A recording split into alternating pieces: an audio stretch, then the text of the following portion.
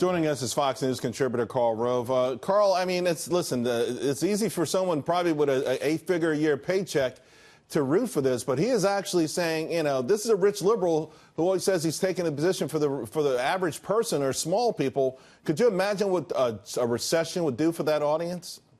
Yeah, look, I've seen estimates that his net worth is $100 million and that he gets paid $10 million a year for his program. It's in its 15th or 16th year, so maybe those estimates are wrong, but if they're even a fraction of that, it shows that he has lost touch with the problems faced by a lot of ordinary Americans who find it difficult to plan for their retirement, to assure that their kids are able to go to college without a lot of debt, and make ends meet paycheck to paycheck. The idea that somebody would, as a matter of public policy, suggest in order to achieve his political goals, he wishes the country would be plunged into economic difficulty shows just how out of touch some Hollywood liberals are. You know, but I got to tell you, Karl, in a way, you know what, I'm glad he said it. I'm glad he was honest about it.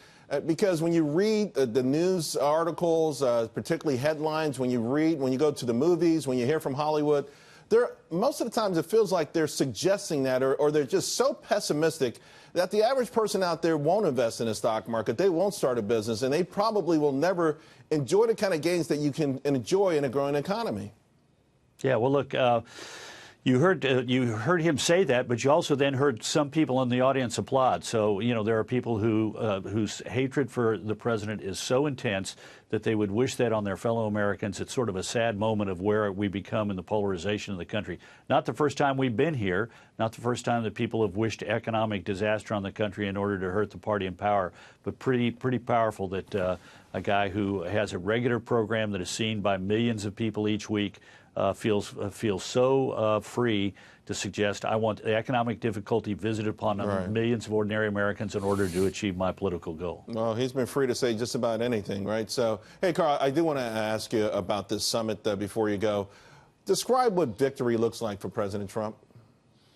Well, I think the administration did a good job of laying out what it ought to look like. Their formulation is that what they're seeking is a complete, irreversible, verifiable denuclearization of the Korean Peninsula, and meaning that North Korea gives up its program entirely, that its foundations are taken away so it can't restart it, that it can be verifiable, which means anytime, anywhere inspections, and that all of those nuclear weapons and the ballistic and intermediate range missiles to deliver them are gone. I think that was an excellent formulation.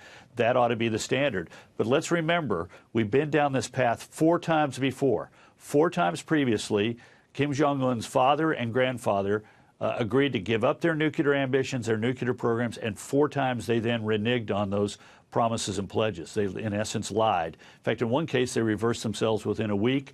Bill Clinton won an agreement that by the time that George W. Bush came into office was known to be in tatters, that the North Koreans were moving ahead with their program. So we got to go into this with clear eyes that this is going to be difficult to achieve. But I think the administration had its formulation exactly right. Complete, irreversible, verifiable denuclearization. Karl Rove, thanks a lot. Always great seeing you. Thank you, Charles.